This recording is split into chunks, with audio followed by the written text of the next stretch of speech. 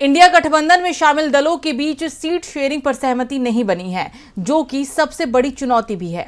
इस बीच NCP chief Sharad Pawar ने चुनाव लड़ने का ऐसा फॉर्मूला तैयार कर लिया है जिससे 2024 में बीजेपी की दिक्कत बढ़ सकती है।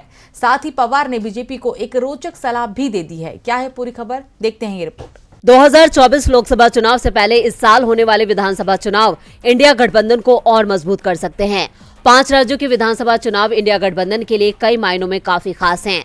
इस बीच शरद पवार ने इंडिया गठबंधन के दलों के लिए सीट शेयरिंग का फार्मूला तैयार कर लिया है। खबरों की माने तो एनसीपी चीफ शरद पवार ने विधानसभा चुनाव में एक दूसरे के खिलाफ और लोकसभा में 7 चुनाव लड़ने का फार्मूला तैयार किया है। उन्होंने तर्क दिया है कि इससे सीट बंटवारे को लेकर जारी मतभेदों को दूर किया जा सकता है।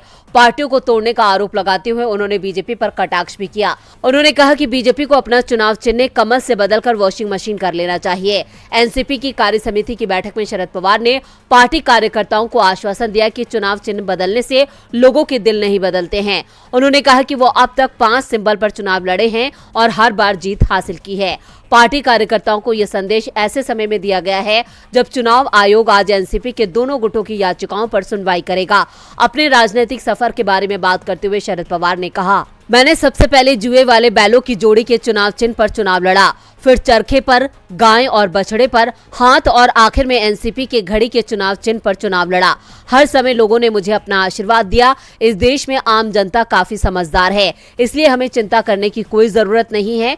चुनाव चिन्ह बदलने से लोगों के दिल नहीं बदलते हैं। शरद पवार ने आगे कहा कि देश का मूड बदल रहा है। उन्होंने कहा कि अगर कोई भारत के मानचित्र को देखे तो ये साफ हो जाएगा कि बीजेपी ने कितने राज्यों में चुनाव के जरिए जीत हासिल की और कितने में पार्टियों को तोड़कर। शरद पवार ने कहा, भारत के लोग बीजेपी की इस प्रतिशोधी राजनीति को स्वीकार नहीं करेंगे। हम इंडिया गठबंधन के माध्यम से एक विकल्प देने की कोशिश कर रहे हैं। हालांकि कुछ मतभेद हैं। उदाहरण के लिए पश्चिम बंगाल में तृणमूल कांग्रेस और तृणमूल कांग्रेस और वामपंथियों के बीच। इसलिए हम जो कह रहे हैं वो व्यापक भलाई के लिए है। लोकसभा चुनाव एक साथ लड़ना है, बाद में आप विधानसभा चुनाव अलग अलग लड़ सकते हैं।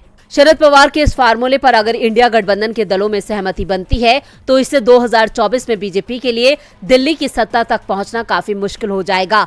ऐसे में बीजेपी की हार तय है।